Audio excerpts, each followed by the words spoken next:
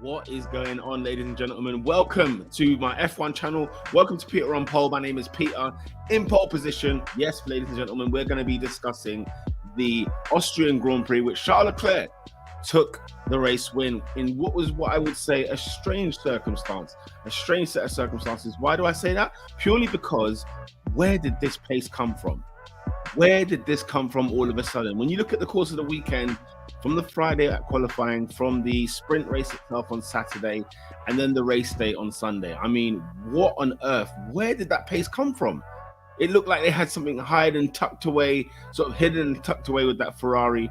Because I tell you what, as soon as the race began, Red Bull were in trouble. Max Verstappen was under the pressure. He felt it straight away, and he was in big trouble. So, big up to Ferrari, big up to Charles Leclerc. You know, you have to give it to him. He did a phenomenal race. His overtaking on Max Verstappen was rude. Absolutely rude. And not once did he do it, not twice, he did it 3 times. You know, he was going in to change tires, even though he would lose track position. No worry. He didn't worry about that at all. He came back again and then straight away, you know, overtook Max Verstappen once again. It was just like, it was too easy for Charles this weekend. Well, I say this weekend, Sunday anyway. And, you know, there's something that's making me think maybe there's something else that they knew, that, you know, they sort of just watched what Red Bull were doing, saw their pace and thought, you know what, okay, that's what their limit is, no problem. So yeah, so hold tight, Charles Leclerc on that one for sure. A bit of a mixed bag, we would say, as well for Ferrari, because of course Carlos Sainz, we just want to make, you know, thankfully he is he's okay. He's not injured or anything like that, because his car all of a sudden, you know, he mentioned that this sums up his season. The way his car just kind of blew up in the middle of the race. You know, he sort of summed it up, said, look, that's my season. That's the story of my season so far. So unfortunate for Carlos Sainz to end up where he did and not finish the race at all. I mean, the car, it's one thing after another with these Ferrari cars, isn't it? And with these Ferrari engines even. I'm just putting up the results here just to make sure I've got everything all spick and span. So yeah, Carlos Sainz, like I said, mixed bag for Ferrari. You know, one side is doing well, the other side isn't, and it kind of seems to be a little bit of their story. As well for Sergio Perez, I mean, you know, he got contact in the first lap with George Russell and Sainz before and could not recover. The car was too damaged. George Russell did receive a penalty because he didn't give it, you know, he didn't leave necessarily enough room. He understeered as well, and that's what caused the collision as well. So unlucky to both Sergio Perez and Charles Leclerc as well. So it's been, not Charles Leclerc, Carlos Sainz. But yeah, it's been a very mixed bag for both the top 2 teams, because, you know, Red Bull did take second place. Red Bull, you know, Max got on pole in qualifying. He also won the sprint race. So there was a few points for Max to pick up there, but at the same time, you know, it keeps the title open at least. I think if Max had won the race this weekend, as well as on Sunday as well, I think the title race would have been done and dusted. It would have been over. So yeah, it's just a very interesting one. Very strange set of circumstances that have happened in this race weekend. But Lewis Hamilton, people, on the podium again. 3rd race in a row he's on the podium. Mercedes are still just sort of, you know, they're picking up the pieces, if you will. They're picking up the remains after whatever Ferrari and Red Bull eat. Whatever crumbs are left, Mercedes seem to pick up. And as well, don't forget, in qualifying, both George Russell and Lewis Hamilton destroyed their cars. So the rear wings that they brought for this actual circuit, they didn't end up getting to use in the race. So they didn't really even see what their race pace was. How close they would have got to the Ferraris and Red Bulls, listen, it's questionable. We don't know. But but Hamilton on the podium, 3rd place. He's there again, you know. I'm telling you, man, Mercedes are going to build this momentum. They're going to build it up slowly but surely. They'll get there. And I still will go my prediction that Mercedes will finish ahead of Ferrari in the Constructors' Championship. Controversial, I know. But look at Carlos Sainz's car. You can't depend on the Ferrari car itself. You could argue you can't depend on Red Bull either. But Mercedes don't seem to have retirements. They don't seem to be having any DNFs, do they? So, you know, it's right up there. Big up to Esteban Ocon, by the way. You know, P5. He did extremely well. He's had a good weekend all around. Actually, probably one of the few underrated drivers on there. When you want to talk about driver of the day and driver of the weekend and whatnot, you know, he's definitely within a shout. You know, the Alpine, by the way, they're good. They're quick. The Alpine is fast, man. And now they tie McLaren with the constructors' points, which, I cannot even bear to even think. Let me know your thoughts in the comment section where you see this race between McLaren and Alpine going, because it looks like it's a one-swing pendulum at the moment. But Fernando Alonso looks good as well. I think he got into the top 10. I think he finished P10. But, he could have been so much more. Remember, he did not start the sprint Grand Prix the day before yesterday. So he was unfortunate there. He was very, very unfortunate, but managed to get managed to get a point at least after starting wherever the heck he started in that race. Was it at the back of the grid with Bottas being in the pit lane? All kinds of mess going on there. So big up to Fernando Alonso, Esteban Ocon, very good race. Mick Schumacher, ladies and gentlemen, P6. That is my driver of the weekend. Okay, the battling he had with Lewis Hamilton in the sprint race was really good. He qualified strong as well, and then in the race himself, he showed that he was faster than Magnussen.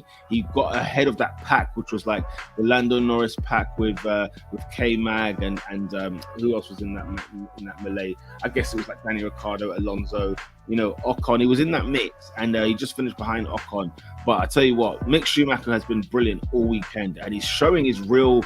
It looks like we're seeing some real strength from this man. He's taken the confidence from the British Grand Prix last weekend, and it looks like it's coming to pay off this weekend as well. So he's done a phenomenal drive. Big up to Mick Schumacher, definitely my driver of the day. The most improved driver so far this season. Lando Norris, though, oh my goodness. How has he got that car into P7? Remember what kind of a weekend McLaren were having. In qualifying, what was it? P15 for Lando Norris and P16 for Danny Ricciardo, who we cannot even talk about anymore. Danny Ricciardo is not somebody I can even mention and talk about anymore because it's getting frustrating. It's no longer McLaren Mercedes, people. It's Norris Mercedes. That's what this car is called. We might as well call it that. We might as well just give up the ghost of Danny Ricciardo. On a serious note, if you agree with me, smash the like button on this video. We need to move on. McLaren Fan TV is out tomorrow evening, of course, at 7 p.m. with my pit stop fracker partner Mahad. It's just honestly I can't be bothered. I can't be bothered to talk about it anymore. But that's McLaren. Lando Norris, though, how you got into P7, I don't know. I think he finished P11 or P10 in the sprint race, and then now he finishes P7. How? Only God knows. That's the real question. Haas again in the top 10. Both Haas's in the top 10 and the top 8 even. Kevin Magnussen in 8th place. He showed some real pace. I mean, the Haas looked like it was really, really good this weekend. It looks like it's picking up itself again. That Ferrari engine in there. It seems like, what? Matt had said, if the Ferrari's fast, then the Haas will be fast. You know what I mean? And it's like, okay, you sort of look at you can compare the two because they sort of designed very, very similar cars, which is very, very interesting. But I will also mention as well, though, that K-Mag, again, is another one of those drivers. I'm not so quick on the Haas train just yet because it's been a bit too inconsistent. Remember, they're still P7 in the constructors, so it's not been like, they've been amazing all year. They're behind kind of the pack, if you will, of that midfield. P7 in the constructors. I mean, so if they're behind Alfa Romeo, who I expected to have a good weekend this weekend, and they did not whatsoever. And Bottas, this is his track. His best track is Austria, and we didn't get to see anything out of Valtteri Bottas or Joe Guan Yu for that matter. Danny Rick P9, Fernando Alonso P10. That rounds up your top 10. It was weird because from what car was it? From Mick Schumacher in 6th place, they were all lapped. The front, Verstappen and Charles Leclerc, they were lapping up until P6. It was really, really strange, really, really odd. And it was one of those where as soon as those two were gone, first of all, when those two were gone, when Leclerc and Verstappen were gone, nobody was in sight. I mean, how far did Hamilton finish? He finished 41 seconds behind Max Verstappen. Incredible. Those are not numbers you associate with Lewis Hamilton. You could definitely tell it's a bizarre Grand Prix. That is for sure. But it's been an action-packed weekend. The sprint race was there. I feel exhausted. There's been a lot of racing, if that makes sense, because obviously qualifying was Friday, sprint on Saturday, race Sunday. I even forgot about the sprint now. The sprint kind of is a distant memory to me. There's that as well. But I want to close off by saying this. The Formula One fans that were at the Red Bull Ring that did some horrible, horrible things to women, who did some horrible stuff to, whether it was sexism, whether it was misogyny, whether it was racism, whatever the case may be, all of the above. It was disgusting. Guys, I saw things on Twitter where I was like, come on, is this what's going on now? this is the tribalism of F1 really coming into its fruition. You know, and the thing is, I love the fact, I was starting to really love that, hearing crowds cheer when they see their driver doing something, or, you know, even booing. I don't mind, because it's like in football, for example, you know, you boo the away team. I didn't mind that at all. You know, when I think it was when Lewis crashed out in qualifying, when he crashed his car, the crowd cheered, because, you know, it's the Red Bull home, and, you know, there's a lot of Max Verstappen fans there. And it was like, okay, you know, this is part of the pantomime. I didn't mind that too tough. But when I'm seeing things like, you know, you got Red Bull t-shirts, the orange Red Bull t-shirt. So there's Max Verstappen Red Bull tees. And instead of it saying like underneath the Red Bull logo, it'll usually say like, I don't know, Max Verstappen, or it'll say like something, right? Like the driver they support. Instead it said like F Lewis Hamilton. And I thought, okay, that's weird. You're just weird. You're just a weirdo. Like, you're just weird. And then, you know, you hear of things of like, you know, women being harassed and sexually harassed, and you know, there's some quotes on Twitter, and you know, I don't know if these are fully necessarily word for word true, but this is what was coming out on Twitter. It was basically things like, you know, we can't respect women who support Lewis Hamilton. You know what I'm saying? So it's like, it was just like, what? So you feel the need to just do anything you wish to a woman? Like, it's just a weird place. Like, how can Formula One get here? How are we here? You know, some may not be surprised by this. Some may be a bit like, this was coming.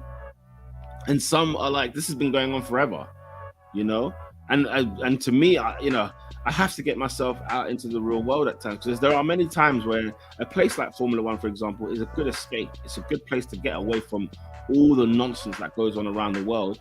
And then you find the nonsense of the world being part of Formula One, or part of something that you're trying to escape from. It's so frustrating. It's utterly unacceptable. It's a disgrace. Every single one of those people that did what they did there, it was disgraceful. We cannot condone this kind of, you know. And I saw the post race interviews with the top three, and, you know, Charles was like, you know, we shouldn't have this in Formula One and whatnot. And Verstappen, I mean, Verstappen was like, he was starting well, and he kind of went off where here's the thing. I get what people are saying, and I get that they're trying. Nobody's trying to condone the behavior or anything of that sort. But let's stop being on the fence. Let's stop sugarcoating these things. Why are we so scared to just say, look, if that's what's going on, this is outrageous. We need to get rid. We need to bin. We need to get bans in place. Police need to get involved, because if it's going to be things like, you know, sexual harassment now, then we need to do more things here. And, you know, it's very easy to sort of jump on and get all ranty and ragey and whatever else, and just say things, right? What should happen to them and blah blah. And there's also that part of you that has to be like, okay, look, let's just take a minute, let's get the facts out there, and let's deal with it accordingly. But the way the drive, I mean, I think Hamilton and Vettel, I think they were a bit like, you know, this is just unacceptable. This is wrong. Like, you know, children not being safe to go there, women not being safe to go to Formula One. I mean, come on, what is this? What is going on here? You know. So yeah, I'm bitterly disappointed. There's been you know, when the re-races one thing came out, and when you hear like, you know, people didn't want to take knees and blah blah, like there was a few things where I was just like, all right, you know, it is what it is. Everyone's got their own opinion, right? But then it's like something flat out comes out and it happens at this scale, and we are scared to even say we should ban these people, or we should do some, you know, the Formula One bubble itself, it just needs a wash, man. It just needs a wash. Like, this is, it's so dead. It's so dead. Like, I don't know why we're even here talking these subjects. You know, what a mess in a way that 2022 has been, and I can't believe it. You know, it's just like, after everything that the world has gone through in the last couple of years, you know, some parts of the world are still going through some horrific times right now, i.e. Ukraine, for example, right? And you just think to yourself, man, what on earth is happening here? But, you know, I just wanted to condone all those, you know, I wanted to condemn, rather, not condone. But, you know, I wanted to just condemn those actions, because at the end of the day, like, Formula One just needs to sort itself out. Get your finger out and deal with these matters. You know, seriously deal with these problems, deal with these issues. You know, even if it means bans. And I know it's not just in Formula One, it happens in loads of sports. Well, guess what? All these sports need to act up. They need to start getting their finger out, and let's get on with this situation. Because what is happening is outrageous. It's outrageous. It's unacceptable. We cannot be having this in Formula One. We cannot be having this in any sport in the world, right? this idea of, you know, the way the amount of, it's just I feel so sorry for those women. All those women that went through what they went through at the Red Bull Ring. I really do apologize on behalf of all men, because we should not be doing this. This is ridiculous. Okay. And just wanted to speak out on that and just say, look, like, just go away, you know, go away. We don't want people like that in any sport. We don't want people like that in Formula One. We want women, kids, men, all colors and creeds and backgrounds and everything else to enjoy Formula One, because we want to talk about the racing, the sport, and not have to bring all these political issues involved in them. But we have to talk about them because jabronis are out here doing madness. So I wanted to end off on that. Sorry it's on a somber note, but it had to be done. I had no choice when you look at the circumstances of what's been taking place. And honestly, a sour end to what was a good weekend full of racing, full of entertainment as well. I can't even rate the Grand Prix this weekend because I don't know how I feel about it, if I'm honest. But yes, that is my review of the Austrian Grand Prix. Of course, tomorrow we're going to have McLaren Fan TV as well. And with Maha, so make sure you join us at 7 p.m. UK time. And throughout the week, we'll be doing more Formula One content, more Formula One news as we see it. I'm sure there'll be things that will be unraveling over the weekend. Until then, do me a favor, smash the like button and hit the subscribe channel if you like Formula One content like this. Until then, people, I will see you tomorrow. It's lights out.